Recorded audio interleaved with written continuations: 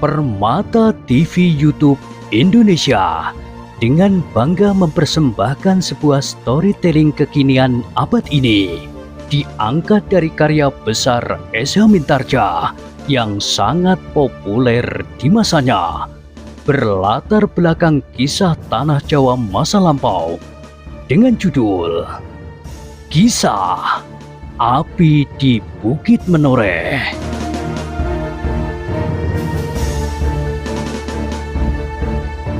Pada kesempatan yang sangat baik ini, kita masuk pada episode yang ke-592.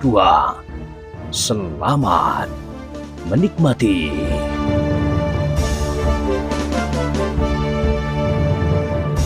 Di akhir kisah sebelumnya disebutkan, prajurit-prajurit itu tidak menghiraukannya. Mereka pun segera menarik kendali kudanya yang segera mulai bergerak. Tetapi pada itu, pimpinan prajurit itu sempat melihat lukisan di dada Kiai Kaloso Sawit yang bidang itu. Lukisan seekor kelelawar yang dipahatkan dengan duri dan diwarnai dengan lemak dan langes. Sehingga lukisan yang berwarna hitam itu tidak hilang ketika luka-lukanya sembuh. Namun lukisan itu pun tidak menarik perhatian. Banyak orang yang membuat gambar beraneka warna pada tubuhnya. Kiai Kaloso Sawit memperhatikan kuda-kuda yang berderap meninggalkan halaman rumah yang kotor itu. Demikian kuda-kuda itu lenyap di balik regol. Maka ia pun segera memanggil orang-orang yang paling dekat dengan dirinya sambil menghentakkan kakinya. Gila! Siapakah yang membawa prajurit-prajurit itu kemari? Seorang yang bertubuh kurus sambil menyandang sebuah canggah bertangkai pendek di bahunya menyahut. Bukankah kau sendiri yang mempersilahkan mereka memasuki padepokan ini? Ya, setelah mereka berada di mulut padepokan ini. Dan kenapa kau biarkan prajurit-prajurit itu pergi? Jika kita menangkapnya dan mengubur mereka hidup-hidup di sini, maka tidak akan ada persoalan apapun juga. Kau memang bodoh, geram Kiai Kaloso Sawit. Jika pada saat yang ditentukan prajurit-prajurit itu tidak kembali ke Jati Anom, maka Untara akan mengerahkan prajuritnya mendaki Gunung Merapi dan menghancurkan padepokan ini. Kita tidak peduli. Bukankah kita akan segera meninggalkan padepokan ini? Tetapi bukan hari ini. Kita masih harus menunggu penghubung yang akan datang itu. Tetapi sekarang kita mendapat pekerjaan gila itu. Jika kita tidak mengerjakannya, akibatnya juga tidak menyenangkan bagi kita. Orang bertubuh kurus dan membawa sebuah canggah itu berhenti sejenak. Lalu katanya, apakah kekuatan prajurit Pajang di Jati Anom perlu dicemaskan? Saat ini, sepasukan sedang berada di padepokan ini dalam perjalanannya ke timur. Bukankah dengan demikian, kita memiliki kekuatan yang cukup untuk melawan pasukan Pajang itu? Kita belum akan bertempur melawan prajurit-prajurit Pajang pada saat ini, sesuai dengan pertimbangan yang menentukan. Karena itu biarlah orang-orang kita yang akan keluar hari ini ikut mencari anak bernama Rudito itu. Hei, bukankah namanya Rudito? Daerah ini benar-benar daerah kering. Di sini tinggal beberapa kelompok penjahat kecil yang tidak tahu aturan sama sekali. Kita tidak akan tergantung pada daerah ini. Bukankah yang kalian lakukan hanyalah untuk sementara agar kita tidak kelaparan? Tentu kalian tidak akan berbuat seperti penjahat-penjahat kecil itu. Kalian tidak akan merampas beberapa keping uang yang ada pada seseorang dan merupakan seluruh miliknya. Kalian tidak akan mencari seekor ayam betapapun besarnya. Tetapi kalian akan mengambil 2 atau 3 ekor lembu. Baiklah, aku akan berpesan kepada mereka yang akan keluar dalam 10 hari ini. Hei, apakah kita masih akan tetap tinggal di sini dalam 10 hari?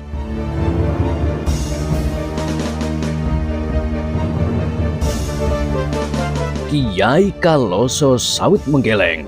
Katanya, tentu tidak sampai 10 hari. Tetapi baiklah kita pergunakan hari-hari yang ada untuk membantu prajurit-prajurit Pajang. Jika kita berhasil menemukan anak itu, kita akan mendapat kepercayaan, betapapun kecilnya. Tetapi prajurit-prajurit Pajang itu menganggap kita sebagai budaknya. Ia mengucapkan perintah seperti kepada bawahannya saja. Itu tidak akan lama lagi berlangsung.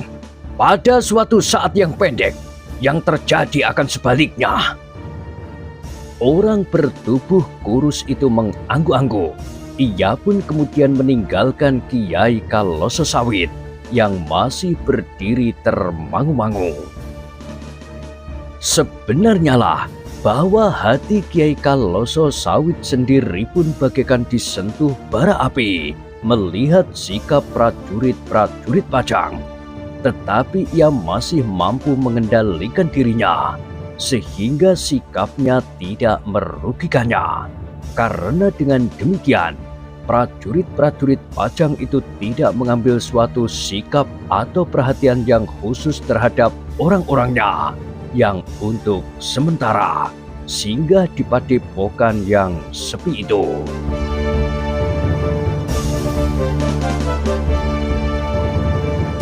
Sekelompok prajurit Pajang yang datang ke Tambak Wedi itu sama sekali tidak menghiraukan orang-orang yang berjaga-jaga di sebelah menyebelah jalan dengan senjata telanjang.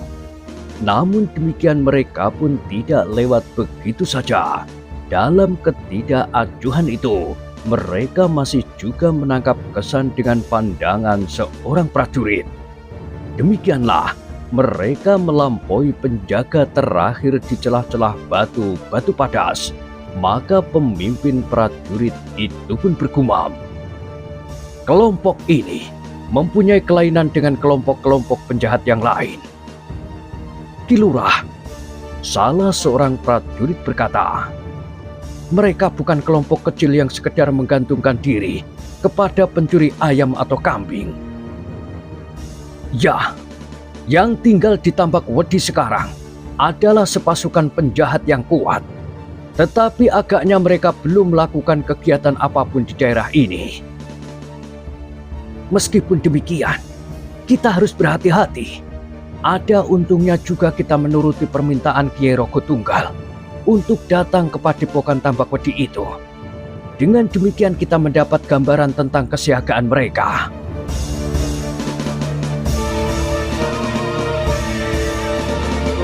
Pemimpin prajurit itu mengangguk-anggukkan kepalanya. Lalu katanya, Tambak Wedi pernah juga menjadi sebuah padepokan yang kuat, yang bahkan kemudian menjadi pusat pemberontakan yang dipimpin oleh Ki Tambak Wedi. Apakah Kiai Kaloso sawit akan mencoba mengulanginya? Ia berhenti sejenak. Lalu katanya, tetapi ia harus belajar dari peristiwa yang pernah terjadi. Pemberontakan yang demikian tidak akan membawa hasil apapun juga selain kehancuran, kematian dan pelanggaran atas nilai-nilai kemanusiaan. Pemberontak-pemberontak kecil harus menyakiti dirinya, dan mereka yang akan mencobanya harus dapat membayangkan bahwa Pajang adalah suatu negara besar yang terdiri dari pusat pemerintahan di Pajang dan kekuatan yang terbesar di bawah pimpinan para adipati. Dengan demikian, orang-orang yang sekedar didorong oleh kebanggaan pribadi seperti Ki Tambak Wedi tidak akan dapat menghasilkan apa-apa. Prajurit-prajurit yang lain pun mengangguk-angguk pula. Yang pernah terjadi memang mengajarkan bahwa sikap seperti yang dilakukan oleh Ki Tambak Wedi apapun alasannya, tidak akan menghasilkan apa-apa. Kelompok prajurit itu pun kemudian dengan cepat menuruni lereng Gunung Merapi. Mereka menyusuri jalan yang mereka lalui buat mereka naik. Ketika mereka melampaui padukuhan sarang sekelompok orang yang mendapat pengawasan dari prajurit-prajurit Pajang dan yang dipimpin oleh Kiai Roko Tunggal, maka iring-iringan kecil itu pun berhenti karena mereka melihat Kiai Roko Tunggal berdiri di pinggir jalan, seolah-olah dengan sengaja sedang menunggu mereka.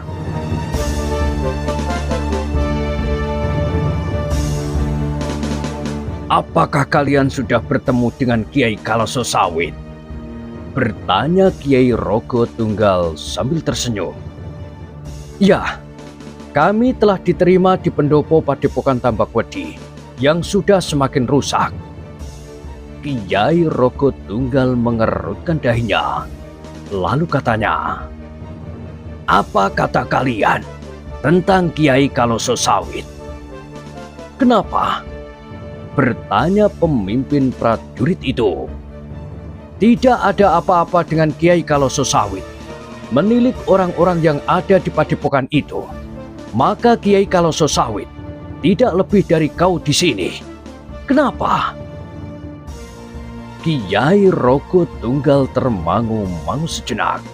Lalu katanya, "Apakah kalian sudah melihat seluruh kekuatannya?" "Aku tidak tahu apakah mereka sudah memperlihatkannya kepada kami. Tetapi yang ada hanyalah beberapa tikus kecil, tidak lebih." Kiai Roko Tunggal akhirnya tertawa. Katanya, "Jika demikian, kalian telah dikelabuhinya." "Tentang apa?" "Tentang kekuatannya. Di padepokan itu terdapat pasukan segelar sepapan persetan. Jika kalian tidak percaya, pada suatu saat kalian akan terjebak."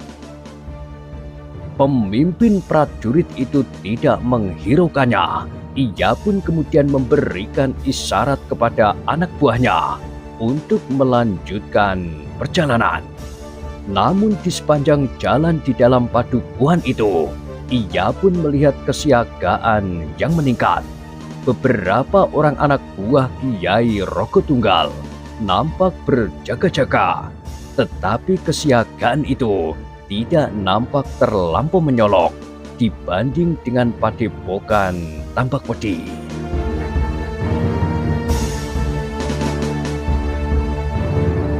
Ketika iring-iringan prajurit Pajang dari Jati Anom itu sudah berada di luar padukuhan itu, maka pemimpin prajurit itu pun berkata, "Kiai Roko Tunggal bukan lawan Kiai Kaloso Sawit.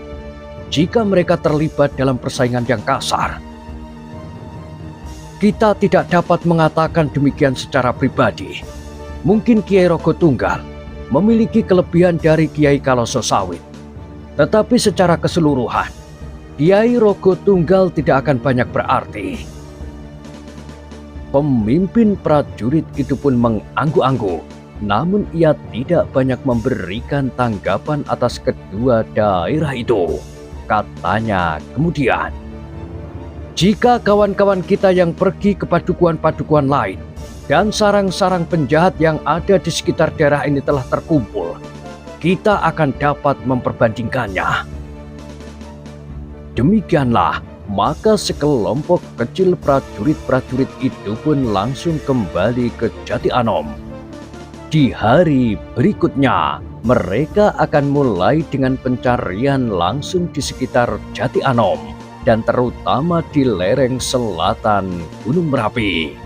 Ketika kelompok-kelompok prajurit itu sudah berada kembali di Jati Anom, maka satu demi satu mereka menyampaikan laporan kepada Untara tentang perjalanan masing-masing.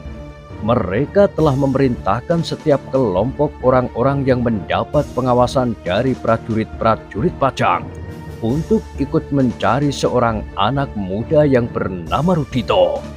Namun sampai saat itu, tidak ada sekelompok pun yang sudah pernah bertemu atau mendengar tentang seorang anak muda yang bernama Rudito itu.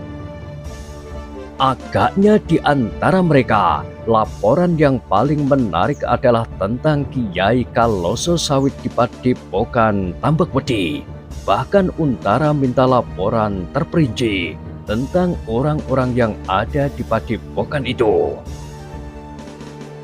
Mereka tidak akan lama berada di padepokan itu, berkata Untara.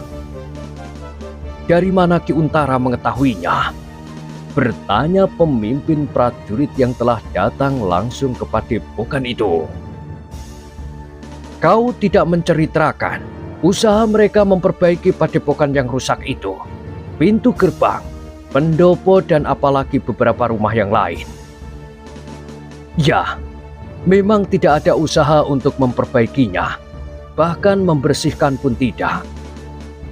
Dengan demikian, kita dapat mengambil kesimpulan bahwa mereka hanya singgah saja untuk beberapa saat. Mungkin sekelompok kecil akan tetap berada di tempat itu. Tetapi menurut perhitunganku, sesuai dengan laporanmu, mereka tidak akan tinggal lama. Tetapi yang sebentar itu agaknya mempunyai arti yang penting. Ternyata mereka menempatkan penjagaan yang sangat kuat.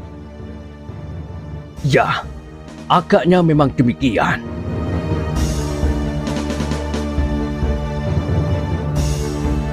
Untara menarik nafas dalam-dalam. Lalu katanya, kita akan mengadakan pengamatan khusus di daerah itu. Kita tidak boleh lengah, sehingga akan dapat merugikan kita sendiri. Jika ada pertimbangan lain, mereka tiba-tiba menyergap kita di situ. Kita harus bersiaga menanggulanginya. Tetapi apa alasan mereka? Untara menggelengkan kepalanya. Sejenak ia termenung, namun kemudian ia berkata, aku tidak dapat mengatakannya, tetapi kemungkinan serupa itu dapat saja terjadi. Kita pun tidak dapat mengetahui alasan apakah yang membuat mereka bersiaga dengan kekuatan yang besar di padepokan terpencil itu. Pemimpin prajurit yang datang ke padepokan Tambakwedi itu pun mengangguk. Katanya, memang kita tidak mengetahuinya. Baiklah, berkata Untara. Dalam usaha kita membantu Kiai Gringsing mencari anak muda yang bernama Rudito itu, kita pun ternyata mendapat gambaran tentang keadaan kita sekarang. Jika kita tidak sedang mencari Rudito, mungkin kita tidak akan tersesat sampai ke Tambakwedi. Ia berhenti sejenak, lalu katanya, sekarang kalian dapat beristirahat. Besok kalian akan mulai dengan pencarian yang sesungguhnya. Kalian akan mengelilingi lereng Gunung Merapi sebelah selatan dan timur. Namun selain itu, aku akan menempatkan pengawasan yang tertib di jalur-jalur jalan khusus menuju ke daerah yang gawat itu. Pengawasan kita yang pertama adalah Kiai Rogo Tunggal, berkata pemimpin prajurit itu. Untara mengangguk-angguk, bahkan kemudian ia pun berkata, apakah kesiagaan Kiai Kaloso Sawit itu ada hubungannya dengan persaingan di antara mereka?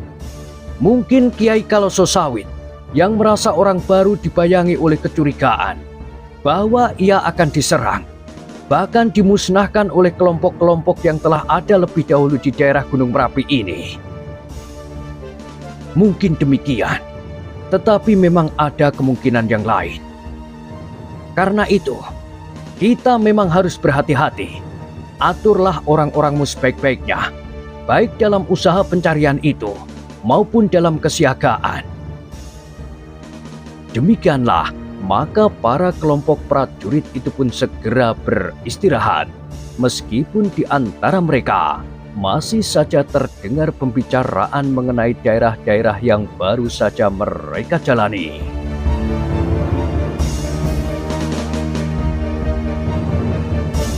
Di pagi harinya, Kelompok-kelompok itu pun sudah siap untuk mulai dengan pencarian di lereng Gunung Merapi. Para pemimpinnya pun segera menghadap Ki Untara untuk mendapat perintah dan petunjuk-petunjuk. Kita tidak tahu di manakah Kiai Gringsing dan kawan-kawannya bermalam. Kita pun tidak tahu apakah mereka sudah menemukan jejak anak muda yang mereka cari. Tetapi selama kita belum menerima laporan, maka kita menganggap bahwa kita masih harus melakukan tugas peri kemanusiaan ini. Agaknya mereka bertiga belum berada di tempat yang jauh, berkata salah seorang pemimpin kelompok. Agaknya mereka mencoba mencari dengan teliti. Setiap orang yang mereka jumpai, mereka tanya tentang anak muda itu. Untara mengangguk-angguk. Katanya, orang-orang tua memang bekerja dengan teliti, meskipun kadang lambat.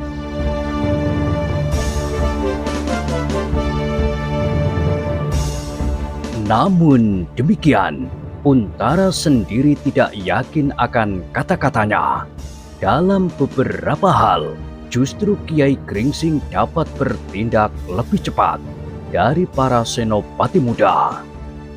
Setelah mendapat pesan secukupnya, maka Untara pun segera melepaskan beberapa kelompok untuk membantu Kiai Gringsing, Ki Sumangkar dan Ki Waskita mencari anak muda yang bernama Rudito itu.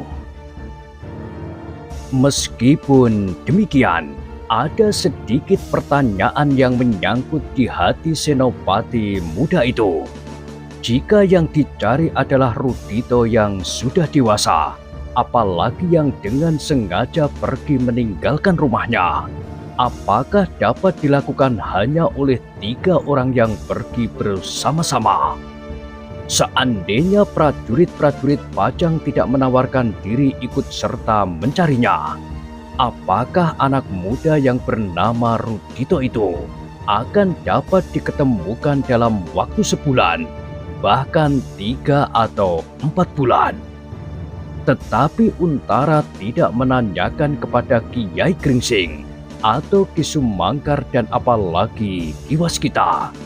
Di samping pertanyaan yang terselip di hatinya itu, ia menduga bahwa ketiga orang-orang tua itu tentu mempunyai caranya sendiri yang tidak diketahui oleh orang lain. Namun sebenarnya lah bahwa Kiai Gringsing, Ki Sumangkar dan Ki Waskita bukan saja sekedar mencari Rudito, tetapi sekaligus mereka mencari kemungkinan untuk dapat mendengar, terlebih-lebih menemukan jejak kedua pusaka yang telah hilang. Jika yang sebuah telah dapat diketahui arahnya, maka mereka ingin menemukan jejak pusaka yang sebuah lagi, yaitu berwujud tombak.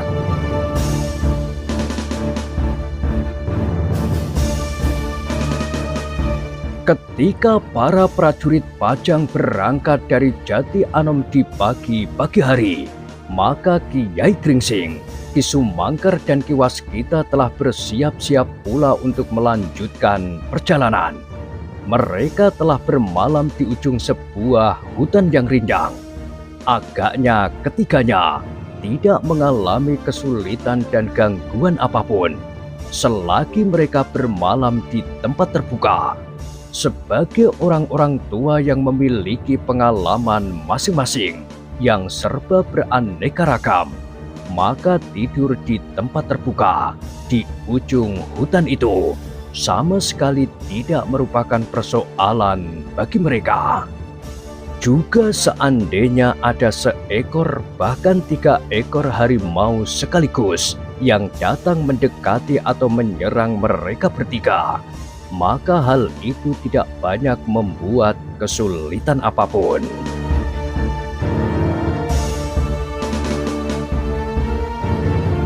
Apakah Ki Waskita dapat membuat hubungan atau melihat isyarat tentang anak itu? Bertanya Kiai Gringsing. Ki Waskita menganggukkan kepalanya.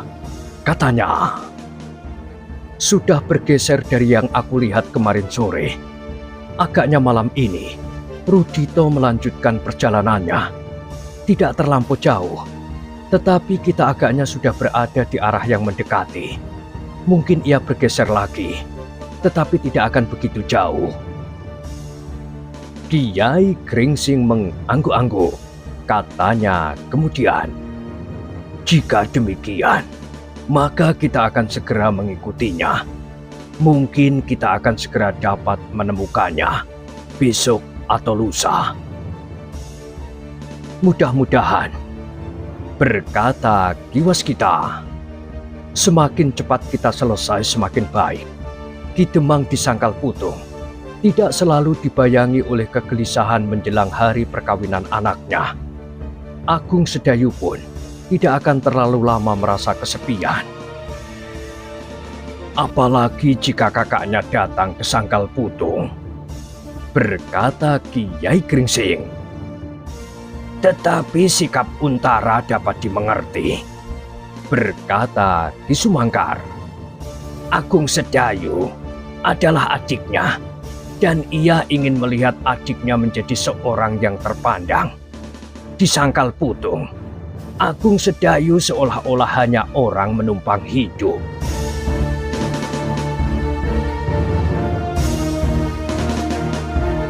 Kiai Gringsing mengangguk-angguk. Katanya, "Aku pun dapat mengerti. Aku juga merasa prihatin akan hal itu. Aku tidak akan dapat membawa Agung Sedayu dalam keadaannya seperti sekarang." Kiai Gringsing berhenti sejenak, lalu katanya, "Tetapi aku pun belum melihat jalan keluar bagi Angger Untara. Kedudukan yang baik bagi adiknya adalah kedudukan yang mapan dalam pemerintahan.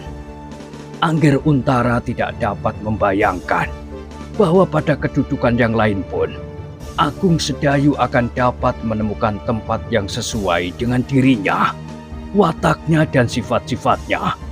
Tidak usah menjadi seorang dukun seperti aku.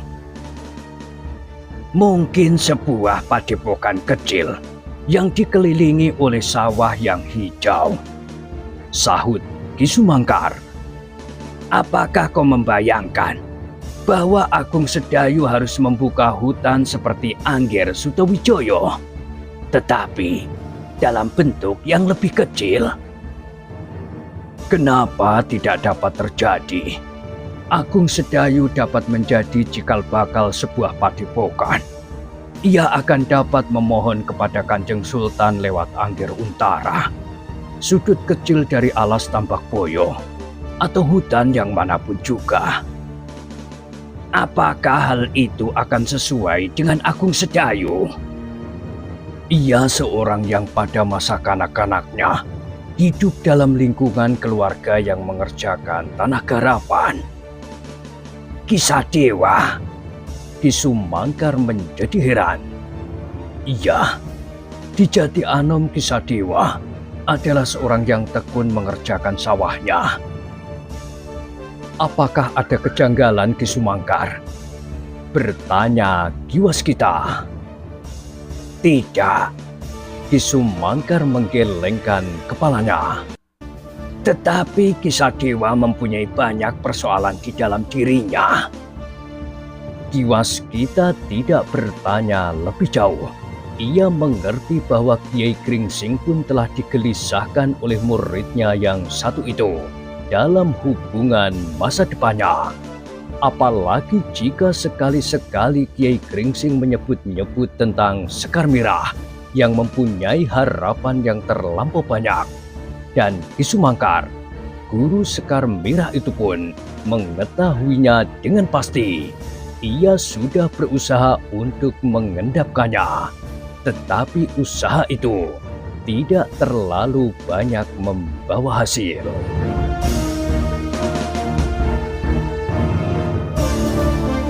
Demikianlah, sambil berbicara tentang murid-murid mereka, maka ketiga orang itu pun telah bersiap untuk meneruskan perjalanan. mereka mulai dengan tuntunan isyarat yang ada pada kiwas kita. Ternyata yang mereka lewati bukanlah jalan yang licin dan rata, tetapi mereka menempuh jalan-jalan sempit dan kecil yang agaknya jarang dilalui orang. Meskipun demikian, jika pada suatu saat mereka sampai di padukuhan-padukuhan kecil, mereka pun selalu bertanya, apakah di padukuhan itu pernah lewat seorang anak muda bernama Rudito. Hampir setiap orang yang ditanyainya menggelengkan kepalanya. Ada yang justru menjadi curiga dan sama sekali tidak mau memberikan keterangan apapun juga. Memang sulit, berkata kiwas kita. Mungkin mereka menganggap kita adalah sebagian dari orang-orang yang sering datang mengganggu mereka. Kiai Gringsing mengangguk-angguk. Jawabnya, jumlah prajurit Pajang terbatas, sulit untuk menguasai seluruh daerah yang luas, dan apalagi daerah-daerah terpencil seperti ini. Tetapi nampaknya daerah ini pun telah mendapat perhatian Untara. Kita melihat beberapa orang anak muda yang berkumpul di gardu-gardu. Apakah anak-anak muda itu sudah pernah mendapat setidak-tidaknya petunjuk dari prajurit-prajurit Pajang?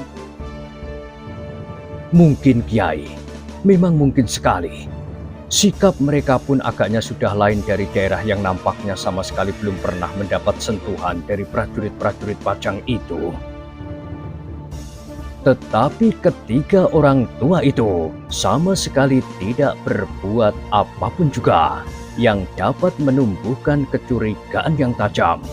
Orang-orang tua itu hanya lewat dan sekali-sekali bertanya tentang seorang anak muda yang disebutnya telah hilang.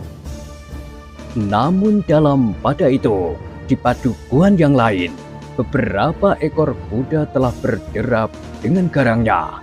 Beberapa orang prajurit kadang-kadang berloncatan turun dan bertanya kepada orang-orang di padukuhan itu, apakah mereka menjumpai seorang anak muda yang bernama Rudito.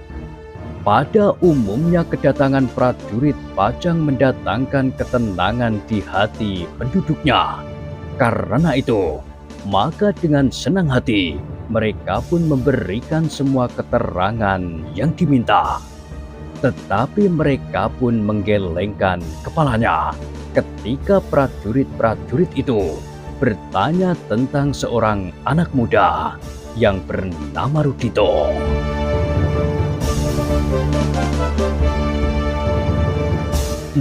Nah, bagaimanakah kisah selanjutnya?